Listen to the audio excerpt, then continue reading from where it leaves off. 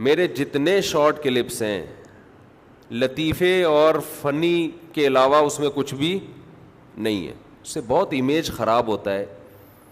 میرا اپنا short clips پہ کوئی چینل نہیں ہے. لوگ 1.5 گھنٹوں کے بیانات سے سوائے چٹکلوں کے کچھ بھی نہیں نکالتے, اور وہ 1-1 منٹ کے 30 سیکنڈ کے شارٹ کلپس میں چلا دیتے ہیں. اس سے یہ امیج جاتا ہے کہ جیسے مفتی صاحب کے پاس چٹکلوں کے علاوہ کوئی کام ہے ہی نہیں.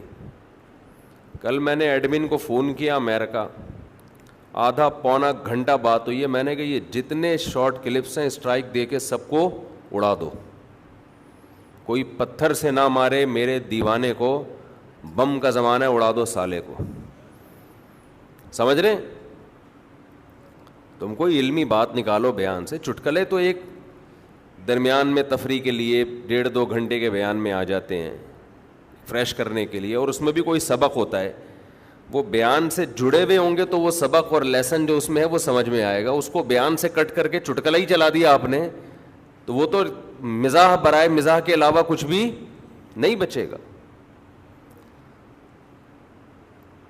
تو ایک یہ وضاحت ضروری ہے. دوسرا, کسی کے بارے میں جب کوئی رائے قائم کیا کریں تو شارٹ کلپس دیکھ کے نہیں, کسی کے ساتھ جب تک آپ رہے نہ ہو, سفر نہ کیا ہو, یا کم سے کم پورے بیانات نہ سنے ہوں. ہمارے ہاں جیسے دیگ کے چاول ہوتے ہیں نا, 2 نوالے لیے اور پوری دیگ پہ حکم لگا دیا کہ چاول گل گئے ہیں. تو دیگ میں تو یہ صحیح ہے, کسی شخصیت کے بارے میں 2 باتیں سن کے فیصلہ کرنا کہ یہ صحیح ہے یا غلط ہے, یہ انتہائی درجے کی حماقت ہے. ایک اور وضاحت ساتھ ساتھ کر دوں جلدی جلدی, زیادہ لمبی وضاحتیں نہ ہو جائیں پھر.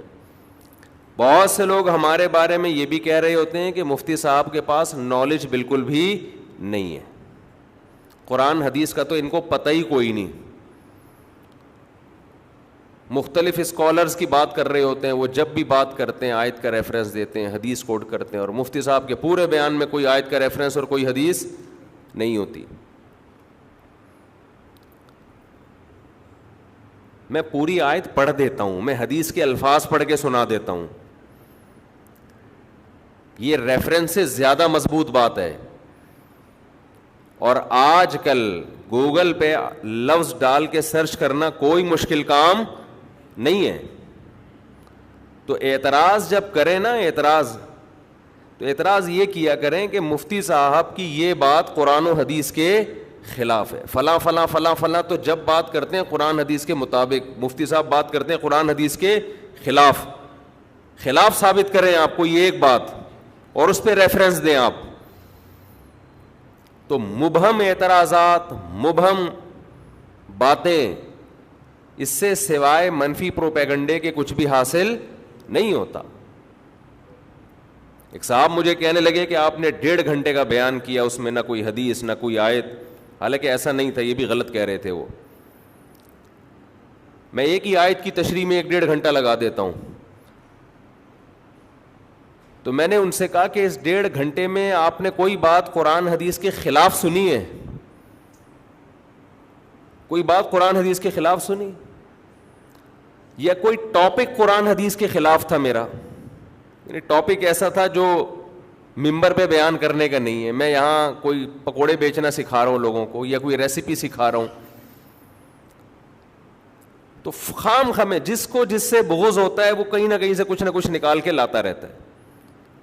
کچھ علمی اشکالات ہوتے ہیں, بعض دفعہ وہ ہوتے بظاہر بڑے جاندار ہیں, اس میں لوگ کیا لیبل لگاتے ہیں خوب سمجھ لیں. یہ تو بات کر رہا ہوں یہ سب سے زیادہ پوائنٹ کی بات ہے, اس پہ بھی کلپ بنا دیا کرو. ہمارے اپنے چینل سے بعض دفعہ کوئی ڈھنگ کا کلپ ہی نہیں نکل رہا ہوتا. کچھ دن پہلے میں نے ایک مسئلہ بیان کیا کہ لوگوں کو آج کل فقہا پہ اعتماد نہیں ہے. نئے نئے مجتہدین مارکیٹ میں آ رہے ہیں, اسکالرز آ رہے ہیں, اور جتنے ہمارے قدیم فقہا ہیں نا ان کو ایسے بنا کے پیش کرتے ہیں جیسے وہ سارے معاذ اللہ بے وقوف تھے. قرآن حدیث ان کو آتا ہے, ان کو تو کچھ بھی نہیں پتا تھا, انہیں تو پتہ ہی نہیں تھا.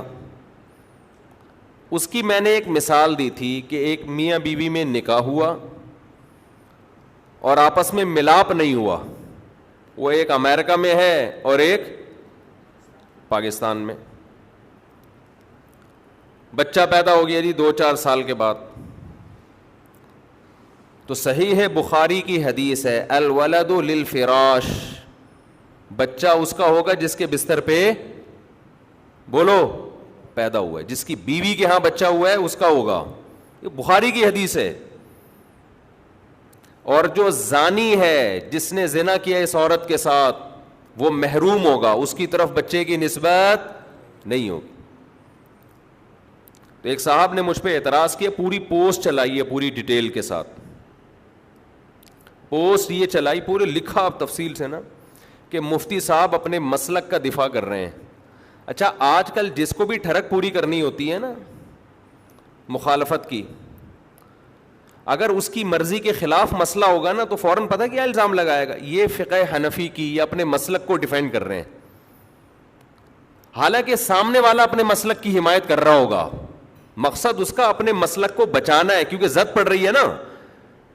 تو بجائے اس کے کہ یہ کہے کہ یہ فقہا کو ڈیفینڈ کر رہے ہیں, یہ امت کے جتنے بزرگان دین گزرے ہیں جو جن کو بڑے بڑے مجتہد سمجھا جاتا ہے, جن کو پوری امت مانتی ہے, ان کا دفاع کر رہے ہیں, تو اس کے بجائے الفاظ کیا استعمال کیے جاتے ہیں, اپنے مسلک کا دفاع.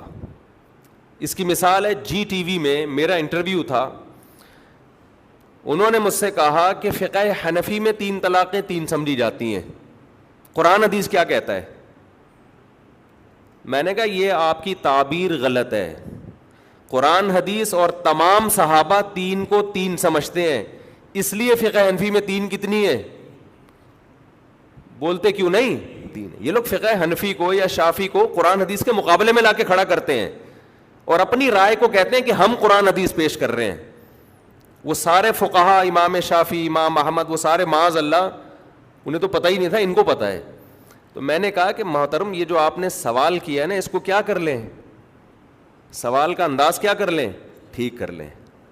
سارے صحابہ 3 کو کتنا کہتے تھے؟ حضرت علی, حضرت عثمان, حضرت عمر. کوئی ایک سے بھی ضعیف سند سے آپ نہیں, ضعیف سند کہہ رہا ہوں میں, صحیح تو دور کی بات, کہ جنہوں نے ایک مجلس کی 3 کو کیا کہا ہو, ایک کہا ہو, ایک بھی نہیں ملتا. اسی وجہ سے ابو حنیفہ نے بھی 3 کو 3 کہا.